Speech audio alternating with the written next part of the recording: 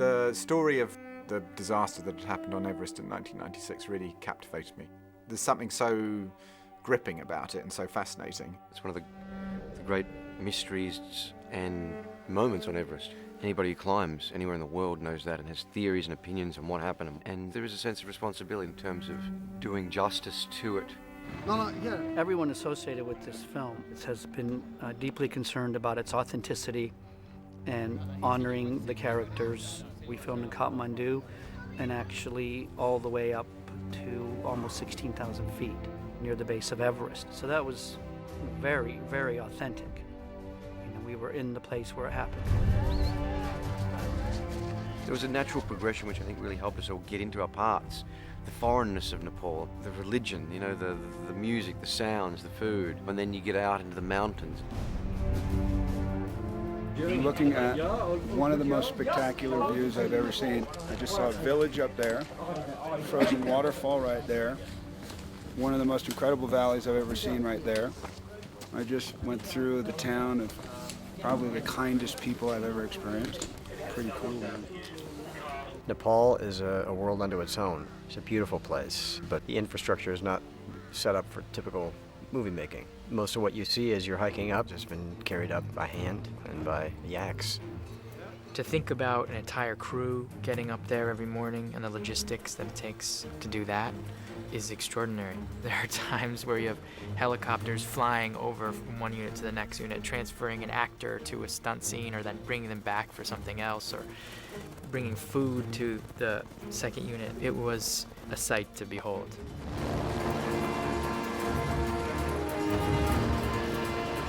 I've calculated we had over 190 to 200 individual helicopter landings in the approach to Mount Everest.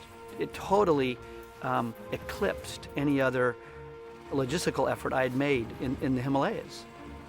I don't think anybody really knew the magnitude of what we had to put in place. When we got to Kathmandu, we couldn't get to the mountains, so we were sitting in the airport, and after like 2 days, we were a day and a half behind. So then we had to sort of batten down everything and just get up to the mountains and shoot our way out. Seeing the crew up there on the mountain every day was the part that really kind of blew me away. I think we were like 15,000 feet, and that's pretty high, man. It was hard to breathe. You would walk and you'd take 15, 20 steps, you're like... It's so hard to walk there. People don't realize, even in the hills up towards Everest, you get this mountain sickness, and it's just like every step is like 3 times harder than at home. It was dangerous, or going up to the memorial and going too high too fast and having altitude sickness. So you have a camera guy sitting there, and you know he's starting to feel like he has the most severe flu he's ever had, and you're trying to do another scene, but you don't even know your name because you're so altitude sick. The crazy thing is, you know, you're feeling those headaches and you're feeling all that pain at night and in the morning, and yet you can't wait to jump back in the helicopter and go up and see the most amazing things you've ever seen, and then realize that you're still only halfway to the top of Everest, and you feel like that. If you look right through that gap, there's the summit of Everest. It is 100% real. It gives the film an absolute grounding, and because we shot it at the beginning, the actors got that too. So they had a recent, immediate experience of trekking up towards base camp that they could then use for the rest of the film. We're 2,000 feet, 600 vertical meters to Camp 4. That's roped all the way. So I know you guys can do it, okay? I want you to enjoy yourselves. This is going to be a nice walk up the hill. After leaving Nepal, we moved straight to northern Italy, in Valsenales, right on the border between northern Italy and Austria. There's only very few places you could go to that were going to match the rock and the landscape under the bright blue skies, because that intensity of light at Everest is what we were hoping for. Valsenales was a really amazing place. It's very cold, it's windy. A lot of times you don't have to act, you're just trying to stay on the mountain during scenes. Yeah, these are pretty windy, blustery conditions. It's blowing about, up to 40, 50 kilometers an hour on site here at times. Pretty miserable. A lot of fresh snow blowing around. The temperature is 7.7 degrees centigrade. We have wind that's gusting from 10 to 15 to 20 kilometers per hour. So it's really hard on exposed hands and exposed flesh, especially for the camera team and the grips that have to grip bare metal. It's just kind of like Arctic filming conditions. It took them 3 days to get the wind machine up. And when it came to it, we didn't need the wind machine. It was brutal. It was serious with avalanche warnings and, having to move and our sets getting buried and Sherpas having to dig them out, and yet, we persevered and we got some hardcore stuff. Pull out, Rob, back, overtakes him. Boom, the wind. We had this phrase that I said, please no acting, We are going for the visceral, but the reality of it, not putting on a character, being somebody on a mountain. We do takes on this movie, 15-minute long takes. Balthazar likes to roll and likes us to experience the elements and has pushed us in that way. I love that. Getting as close as you can come to the real thing is always fascinating.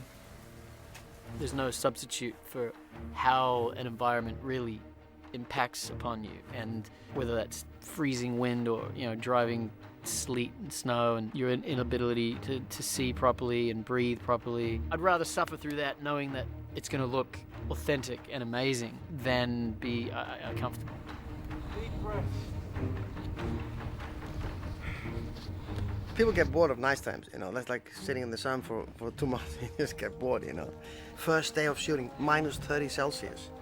I mean, you could hardly think it was so cold, You get through it in a weird way, and it looks great on film, breath coming out of them and the coldness in their faces.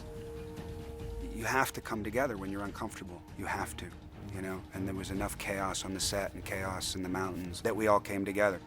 We were on an expedition. We were a team, from day one. We bonded very quickly. I mean, I can honestly say that I made friends on this, and I know for a fact that they will be friends for the rest of my life. And I think a lot of that has to do with the fact that we really went through something together,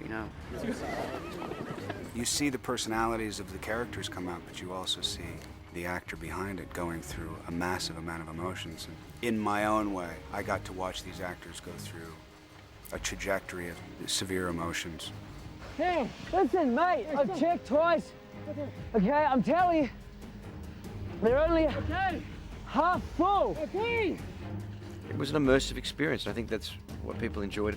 We're able to get through the tough hours and the length of the shoot and the difficulties. These types of films and these types of shoots don't come around very often. So, we all went off on a very big adventure together. We all had a very good time. We all had a really good time together, and it's not like a usual film set. If you're going to make a movie about people climbing up the highest mountain in the world, you need some sort of rugged individual to be the leader of that. Balthazar Kornmaker is the perfect mix for the movie. There is a fearlessness to him. He wants this movie to be massive. He wants this movie to feel dangerous. He wants you to feel exhilarated in the process. Yet at the same time, there's a huge beating heart underneath it. That looked good. That's the best one. I call Balt the horse because he's like the strong man, He's extremely competitive, works so hard. He's not going to put you through anything that he wouldn't do himself. He's a great leader in that aspect. I trained a lot myself, bicycling in a snowstorm at home, just getting myself into physical and mental state of being able to sustain focus through this kind of adventure. His approach is so sort of gung-ho. He really doesn't want to hear that you can't do something. And I think the fact that he was an actor first and foremost before he became a director, his sense is like, I've been an actor. I know what it's like, and let's just do it. He's really interested in not just what he thinks he needs, but what the actors might bring beyond what he thinks he needs. So we're encouraged to bring something new on every take. And once he has what he needs, roll a couple more times and see if things come out that he might think were more interesting than things that he might have thought could be part of the scene. And cut! For me, in the end of the day, Everest is a metaphor for any kind of ambition. Whether it's making movies, or whatever it is, this is the most clearest picture of that. There's only been one other movie before this film that I've made in my career that the environment of shooting has been similar to. And beyond anything even More so than the movie itself, the relationships we have all made together have been incredible. This movie, this mountain, deserves that. I think Universal and Working Title know that, and I think they are working as hard as they can and have for so many years developing this project because they want to do service to all the people who perished and those who have been up there, have summited, have come down safely, and those who wish to in the future. Part of being human is reaching out to try and conquer different things. There's something in the human being who wants to do what Jake does in the movie, which is to touch the top of it. I think we've gone a long way towards doing that.